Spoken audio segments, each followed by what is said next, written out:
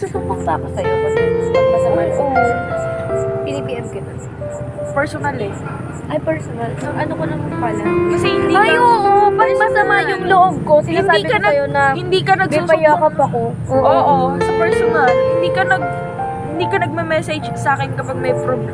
Ay, may nag-chat ka sa akin na may problem ka na gusto mo akong mayakap, gusto mo kong puntahan, pero that time kasi wala ako nun eh. Punta ako Pampanga nun, diba? Wrong timing. Although, sasabihin mo naman sa akin sa chat na may problema ka, pero, ikukwento mo siya personal, hindi chat. Ganun ka eh. Tapos may time na minsan pupuntahan kita, yayakapin kita. Tapos Oo. okay na ako. Minsan magugulat ako, nagluluto ako, kumakatok siya sa bahay namin na, mahag ako, gusto ko ng hug, malungkot ako. May ganun siya. Basta makita lang kita, parang, ay, okay na ako. Okay na ako.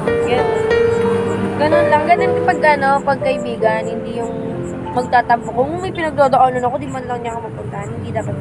Sobrang blessed ko na ikaw rin yung naging kaibigan ko. Kasi sa lahat ng mga kaibigan ko, close ko ang family mo. Welcome ako ramdam ko, welcome ako sa inyo. Imagine, sinusundo ako ng mama mo sa bahay namin. Oo, para makasama kita. Nakamotor, susunduin ako para lang makasama kita, papunta sa inyo. Bagong taon. Doon na-appreciate ko si mama doon kasi hindi lahat ng Walang kayang gamot. gawin yun.